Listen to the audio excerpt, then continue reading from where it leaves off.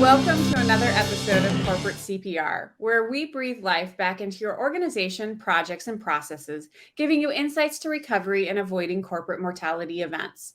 Today, we'll be talking about how to appropriately balance your cybersecurity with your employee experience. And joining us to contribute to the conversation is Denis O'Shea. Welcome, Denis. Thank you, Yana. Really nice to be on your show. Yeah, I would love to hear a little bit about your background. My background, I was born in Ireland, worked in New Zealand for a lot of my career, and now I work in the United States in Nashville, Tennessee. And I've spent my entire life at what I consider to be the intersection between security and employee experience.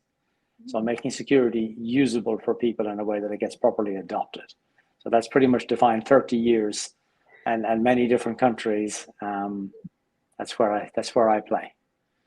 Yeah, and so today we're going to talk about, I guess coming from the end user perspective for a moment and the frustrations that people feel. I mean, obviously, cybersecurity is extremely important and it's becoming probably more so. And I'm sure you have stats you can share in a moment about how critical it is from a corporate perspective. But from an employee perspective, it's becoming quite tedious, some of these rules and policies that come out around cybersecurity and multi-factor authentication and some of those. So what have you heard from the end user perspective?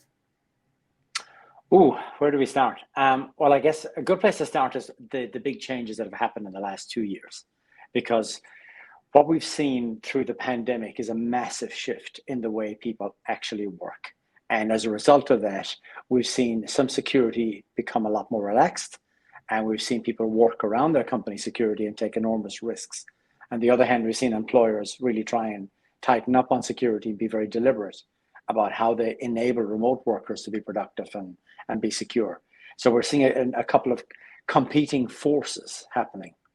And the last 2 years are remarkable, because if you think about life before the pandemic, for about 20 years, not much changed. People went to work, they sat down, they logged into a machine, they worked on that machine, they logged out and they went home. The machine or the devices was owned by their company. They didn't take it with them.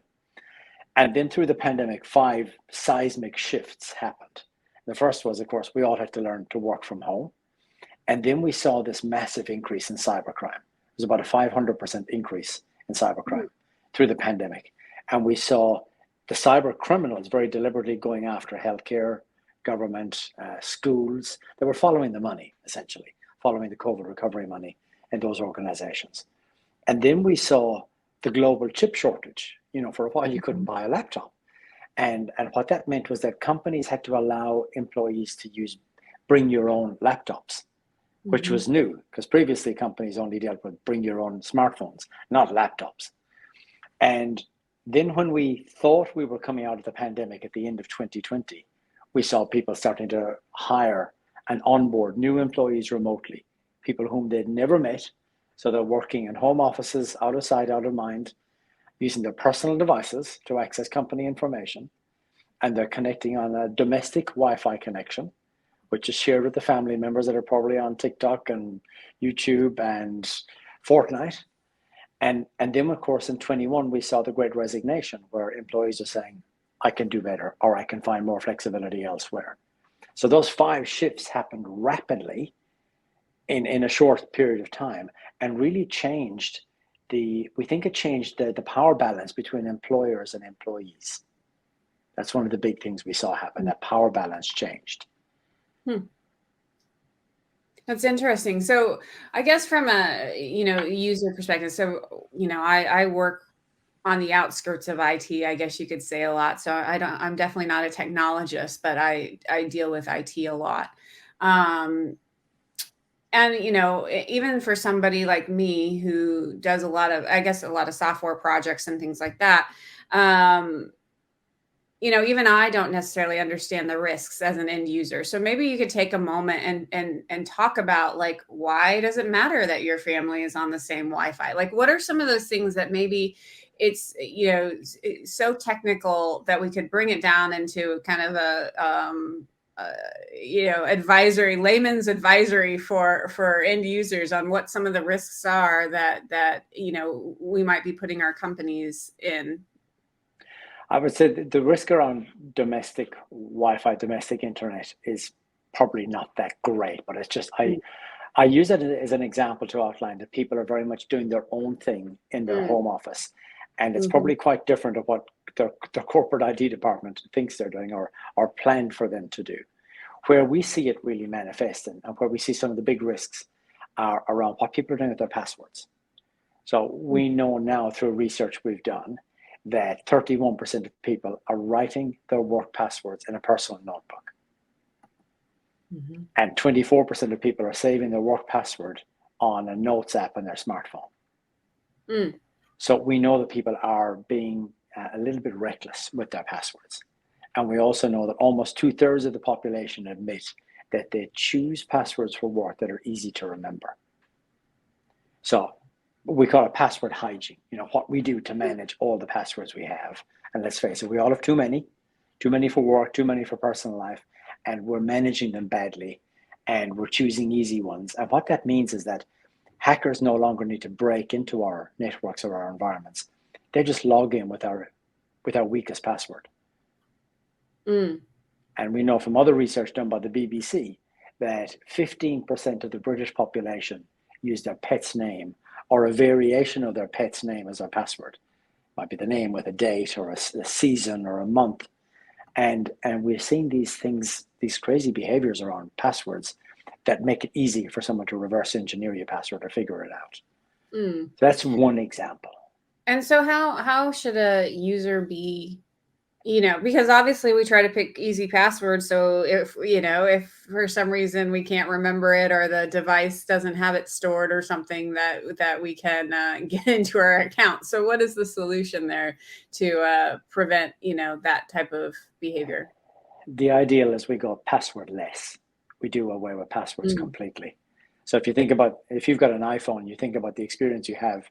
You pick it up, it scans your face. It takes about 300,000 data points from your face. It recognizes you're Yana. It logs you in. Now you're logged into the iOS operating system.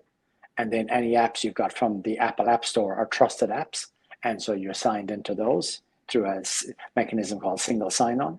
mhm, And if you're trying to get into a secure application, you might have to do a multi-factor. They send you a code and you punch that in.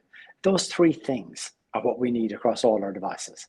So biometrics scans our face or fingerprint, or it could be picks up your voice signature, and then single sign-on, and then some form of multi-factor authentication. So that's how we get to a passwordless future, by mm, making sure that as organizations, when we're buying new devices, buying new laptops, for example, we get laptops with infrared cameras that have an encryption chip, so we can go full use biometrics and get away from typing passwords all day. mm, So it's absolutely doable, and I would say most organizations are closer to making that a reality than they realize. But if there are impediments to getting there, my advice is always get a password management tool in the meantime.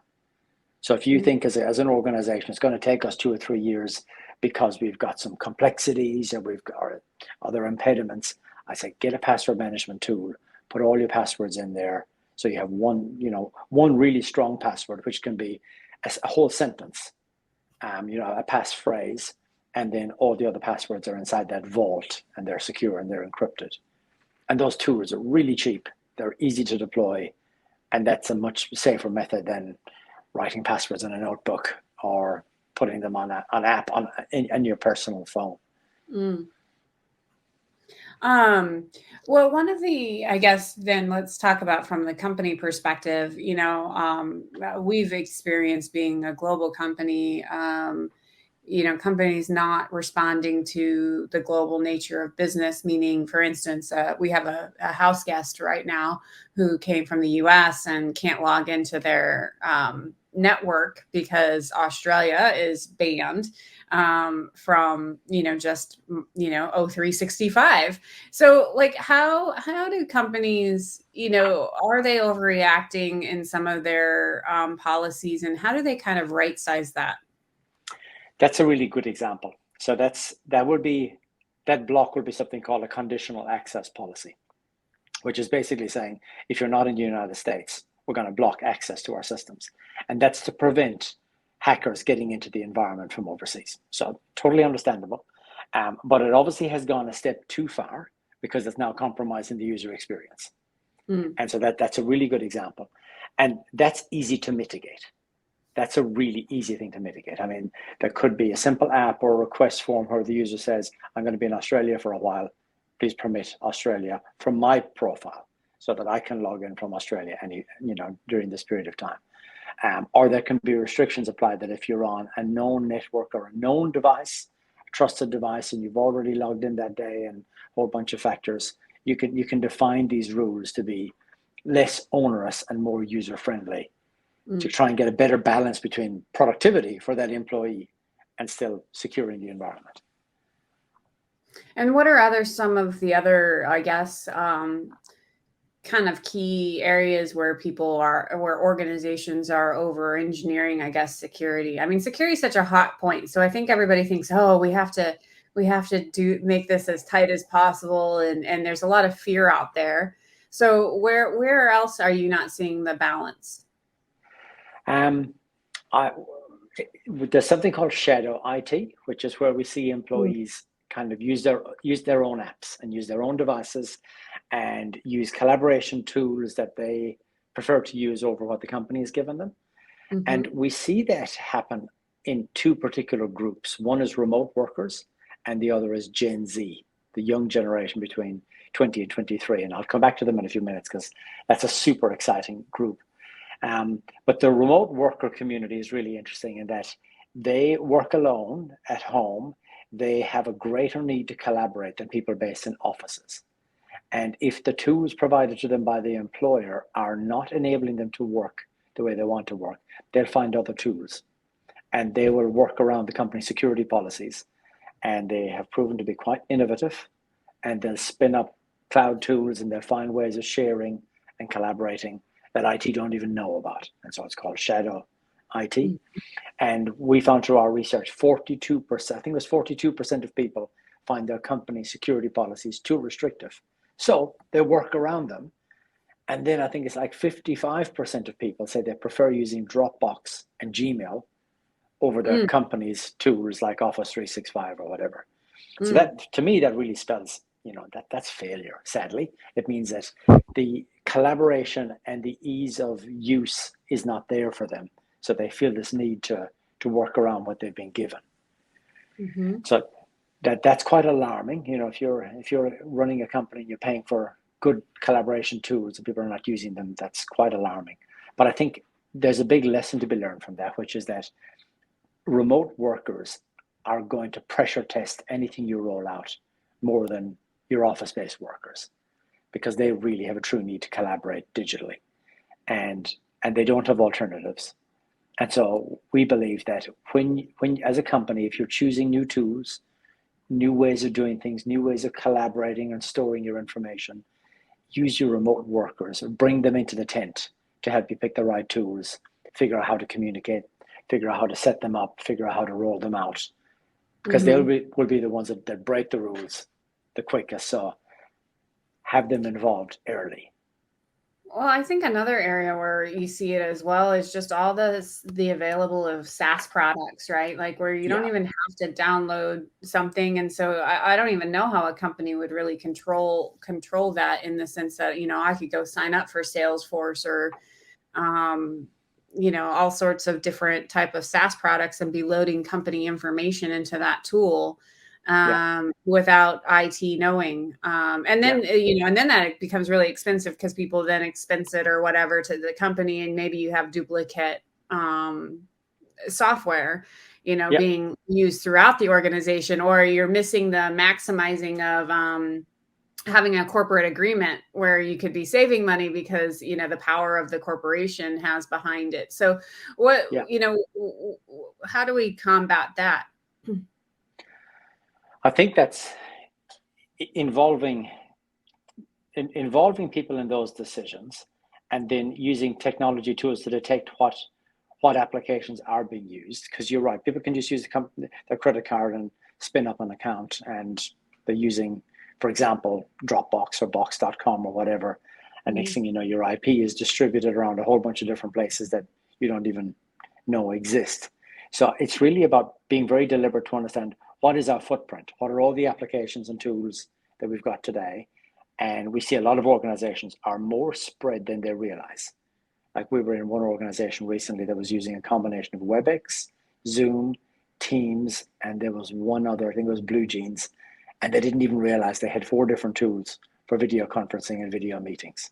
We see it's very common that people are storing their files and using different tools to collaborate with customers or do project management or sharing of how they work, multiple tools going on. So I think, companies have to be able to kind of scan the environment and figure out what are all the tools that we are using, and then run a process to figure out which is the best one, and use remote workers to really help pressure test the decisions on picking the right one. And then also leaning into that Gen Z that I touched on before. They are a super interesting bunch. Gen Z. So they're the generation between 20 and 23 years old. So many of them joined the workforce during the pandemic, and many of them joined remotely, and they never knew an office-based work culture like we've all known. So they have different expectations of their employers, and they see the world differently. And psychographically, they're different as well, because they're the only generation alive that cannot remember 9/11. So I bet you and all your listeners know exactly where you were, who you were with, what you were doing on the day of 9/11. And it had a profound impact on our psychology. And it got us thinking about our personal security and security in all sorts of ways. So it impacted all of us except Gen Z. They were running around in nappies. They have no recollection. And they sauntered through the 20 years following 9/11 and then into the workforce during a pandemic. And they're now in our companies. And when we study them and look at what's their worldview, they've got an extraordinarily different worldview. When companies talk to that generation about security, or put security policies in front of them, or give them security awareness training, they don't see it, they don't hear it, they don't remember it. So when we ask them, how often do you receive security awareness training? A remarkable percentage of them say never. Or we say, how often do you see a security policy? They say never. They're oblivious to security. It's like their ears are closed, their eyes are shut. But when we ask them about privacy. Well, let's pause there for a second. And so you're saying that they are seeing it, but they're just not, it's not computing that that's what they're seeing, or they're just. Correct. Okay. They're kind of click, and it says next, and click to accept, or click to agree, whatever. I'm guilty of that too. It's like, oh my goodness, yeah. stop asking me questions. I just want to do my work. There you go. But that generation just don't seem to have any recollection of doing it, and they certainly don't read any of it. But if you ask them about privacy, oh my God, totally different answer. They notice privacy more than any other generation. They are hyper sensitive to privacy. So it's a really different perspective they bring to the workforce. Blind to security, but hyper aware of privacy. So we think there's a big learning point here for employers, in that rather than banging on about security and security policies and measures, if we reframe it as a privacy initiative. So whatever you're doing, if it's rolling out some new tool or program or policy, if you frame it as one of privacy and say, hey, Jana, we want to make sure we protect your personal privacy, your information, all the information about you, and also your colleagues. And then by implication, we need to protect our customers' information, or our patients' information, or our student information. And if we frame it as privacy, we've got their attention. They're listening. So why do you think that is? What is it about privacy? Because I guess, the thought that I was operating under was that, a lot of these newer generations, at least compared to Gen Xers, are much more willing to give up information about themselves. And so, for the sake of ease of use, meaning like if I want to, I might let apps have access to all my personal information, health information, because I want to be able to track my heart rate, my exercise, my, whatever. And so I thought they were moving more towards to that.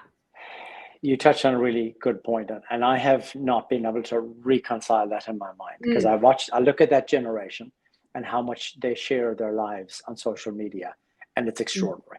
You know, they tell people when they're on vacation, and we grew up, you know, learning you don't tell someone when you're on vacation because you're basically advertising your home is empty, and they share their location and their pets details, and there's so much of their lives freely available on social media, mhm, but yet they tell us privacy is really important.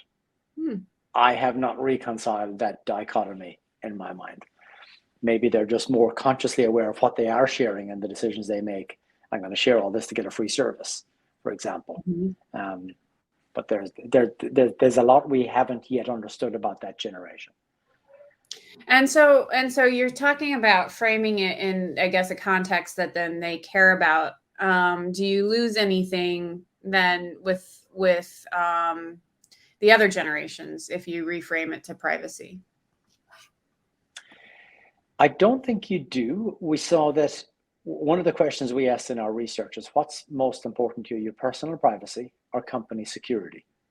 Mm, And overwhelmingly, but not every, 80 something percent of people are saying my personal privacy is more important than company security. So mm, a huge bias towards privacy. Um, so that's universal across all generations and all industries. But we saw slight variances across ages and industries. But the point around who is seeing your security policies and who's seeing your privacy policies, that was very different by generation. Sorry, I was going to say one of the really interesting things about Gen Z is that they've come into the workforce in the last couple of years. There's going to be another big wave of them shortly when they start graduating colleges here in America in May. And and they're going to progress through the workforce over the next few years to move into managerial positions and eventually into leadership positions. So the views they bring with them, their perceptions, their attitudes, their behaviors, the way they use shadow IT, what they're doing with their passwords, that's going to become mainstream in organizations. And so we think it's really, really wise to study what that generation is doing and understand them. And so we're going to repeat the research we're doing for the next 4 years, November each year for the next 4 years. So we can kind of have this 5-year longitudinal study tracking how generations are changing, how security is evolving, how the employee experience is evolving. And we think Gen Z, the more we understand them, the better we can predict what the world is going to be like in 5 years' time. mm. Well, and we haven't talked a lot about your research, I guess, at a macro level. So do you want to talk about what your company undertook and kind of the driving force behind that? Oh, sure. So we were really curious to understand how people were actually working in their home offices, because there's millions of people now working from home, and effectively whole companies are doing business through a network of home offices with people using a mix of company devices and their employees' personal devices. And we wanted to understand what's actually going on out there. So we did a nationwide study in both Australia and the United States Mm, to find out what's happening on the front lines of industry. So we deliberately bypassed IT and any form of leadership in companies and went straight to the front line. So doctors, nurses, accountants, teachers, to understand how these people are actually working with their devices and how they perceive security as it's applied to them by their companies, how they perceive their own privacy, and then what their experience is like as a remote employee. And some mm, of the findings were quite amazing in that some things we did not expect, and some things that are almost insulting for people who've been in IT for a long time and trying to enable employees.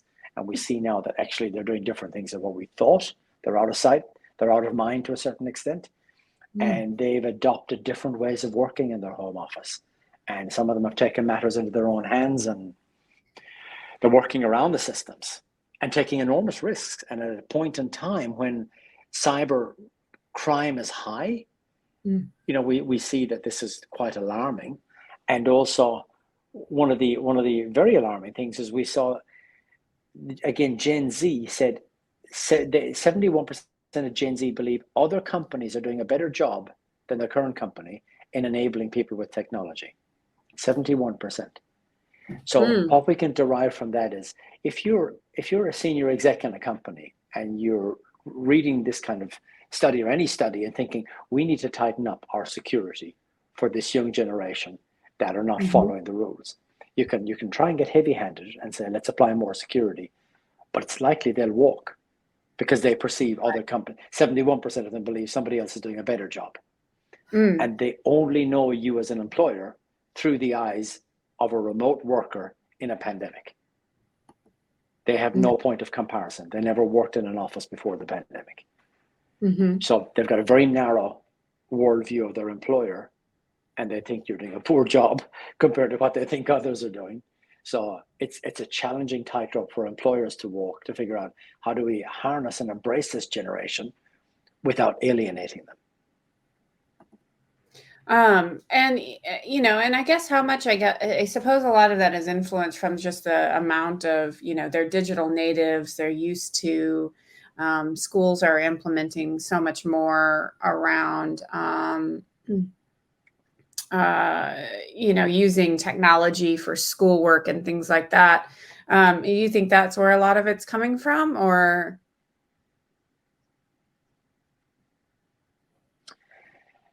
It is, and some of them, of course, went through school using G Suite, and they've come into a work environment. They're using Microsoft environment for the first time, and that's a clumsy, clunky transition for many of them. Less so for the schools that moved them from G Suite to Microsoft somewhere partway through the high school years. But we're seeing some kids come into the workforce and they really struggle to use Excel or some of the basics, the tools that we use all day, every day. And the other thing we notice about this generation is the blurred lines. So, we grew up thinking we've got personal devices and we've got work devices, and there's not a lot of overlap. We see nowadays there's massive overlap between what people perceive to be, or how little they perceive work devices and personal devices.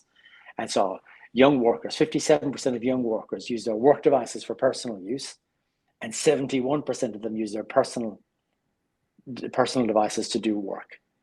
So you get this big overlap between work and personal. And then the craziest statistic of all from the study we did was that 46% of young workers allow other family members to use their work devices. And of course, this is happening in the home because people are working from home, and there's not a clear distinction between what's work and what's personal.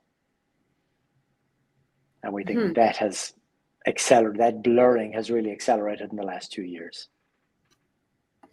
And so I guess, moving forward, what do you see the world? I mean, I guess you were talking about passwordless, but what do you see, paint a picture for us 5 years from now, what the world looks like? Ooh. I think when people join companies, their onboarding experience will be quite different to what it has been. What we've seen the last couple of years is a very clumsy, clunky onboarding experience for employees. We know now that it takes 3 days on average to get a remote worker set up with their devices. And it's a painful 3 days. The new employee has to log 3 support calls with their company to get help with the technology. And it's painful. It's like you got to uninstall this and then reinstall it, and you got to reset this and download that, and then there's a code here and a verification, and it goes on for 3 days. It's very, very painful. The future is what we call zero touch provisioning, where an employee receives devices the day they start. They take them out of the box. They're the first person to ever touch those devices. They sign in with one set of credentials, which may be passwordless. It may just be a one-time access code. You put in this one-time access code, and the device self-configures in front of you. And it knows your role, and it knows what sites you need access to, what applications you need, what files you need, what folders you need, where to put all the icons on the screen, and sets it up. And it takes about 30 minutes for all that to happen. But it happens kind of automagically. It happens in front of you.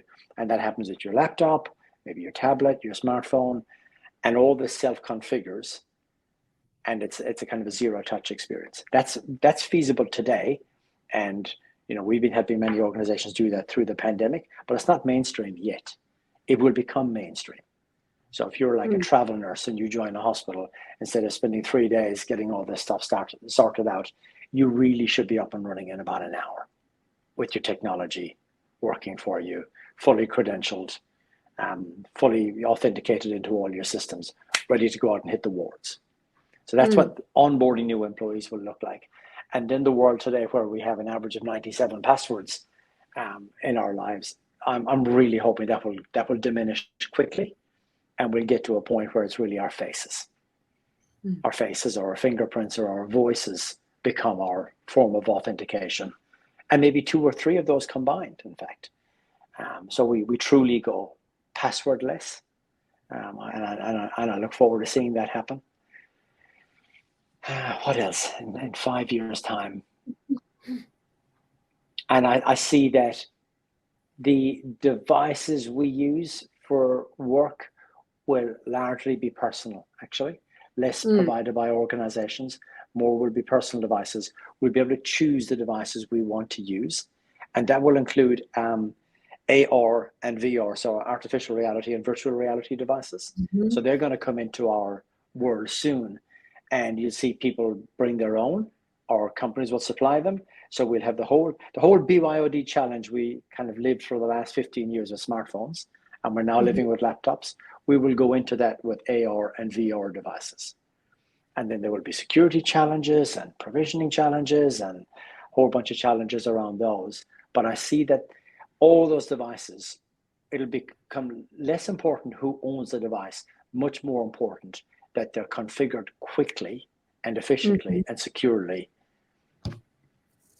on day one. So let's talk about that for just a moment, only because, there's a lot of, you think about these system integrators who are going in and they're configuring client sites, and they have access to payroll systems for other companies because that's what their job entails. And so a lot of the companies don't allow BYOD to those groups, right? Because of the data concerns and being able to basically lock down that computer should somebody quit, or, I even heard of an instance in Australia where they were implementing a ERP solution and the subcontractor didn't get paid. And so that person went in and basically wiped all the configuration for the ERP that they had been configuring. And then not only that, they then were able to recover it, from the actual software provider. They were able to recover their configuration, but he got the notification that happened and wiped it again. And he, as a subcontractor, most likely had his own device. So just wondering, how are you, that's a significant security thing. And so a lot of them are like, you have to use our laptops and all of that so we can make sure we can take away your access. How do we combat that? Any thoughts? Yeah, it's less about who owns the laptop and it's more about setting up the right access policies. And there's a concept we work with called least privilege access. So giving people access to the minimum, the minimum amount of access you need to give someone to do their job. And if, like, for example, if somebody needs admin access to their computer to install some software application, there's a way of doing it now. So you permit them to have access for a short period only to do a specific task only. So you're not granting people, carte blanche to do what they want with machines anymore. You can do the same with like that application you were talking about. There may have been a way to do what's called role-based access. So that person would have been permitted to do certain things within the bounds of their role, but not full access to the environment to be able to blow away an entire configuration. Maybe that person should have only had the ability to request a deletion or request a configuration change that then had to be approved by a superior. And so you can have delegated access, you can have conditional access policies, role-based. That's all configurable in most modern software tools. Well, in this instance, though, he was implementing the tool, so he had top access because nobody else, you know, Yeah. like he Okay. was the system Yeah. administrator, but as a subcontractor. So you know, it's just that's the one area where I just wonder how we're going to secure the BYOD with, you know, when you have these vendors. You know, so it wasn't like he ruined any of the company's data because it wasn't a live system, but what he cost the company the hours they had paid for for the Yes. work that had been done. The So that build was and the the configuration. yeah, Yeah. yeah, Yeah. So the way you could mitigate that would be creating dynamic groups in Azure AD. It's a little bit technical, but in your identity, creating dynamic groups. So having a group in there, these are the people with the permissions to, say, modify that application or configure the application. And if you remove somebody from that group, they lose all their permissions mm, automatically. So if that person right, has been removed from the organization, automatically he should not have been able to log into that application or any application because mhm, his rights have just been revoked. So that's a yeah, smarter way to do it. Think of it as the hierarchy, the top of the pyramid, the dynamic group. And if you're in that group, you've got access to these things. As soon as you come out of the group, boom, you're outside mhm, the wall. yeah. Well, this has been a really timely conversation. Would love to hear, you know, the what three key, you know, messages you'd like to leave behind with our audience. Three key messages I would say. My bit of tactical advice to all organizations is go passwordless as soon as feasible, because the vast majority of cybercrime and ransomware attacks start with a compromised password. And passwords were a great invention back in 1961, but we found Mm, out in 2021 they were the greatest vulnerability in our organizations. So tactically, I say go passwordless as fast as you can. Strategically, I would say observe and lean into your remote workforce to see how they work and how they will work in the future, and use them to help you pick the tools, the modes of collaboration to make your organization more modern and more streamlined, because the remote workers will help you figure out the right tools. And then the third would be observe and learn from Gen Z. They will be the bosses of the future. They're mm, coming in waves every year when they graduate, and they will flood the workforce, and their attitudes, their perceptions, their behaviors will prevail. We can't stop them. And if we try mm. and stop them, they'll walk.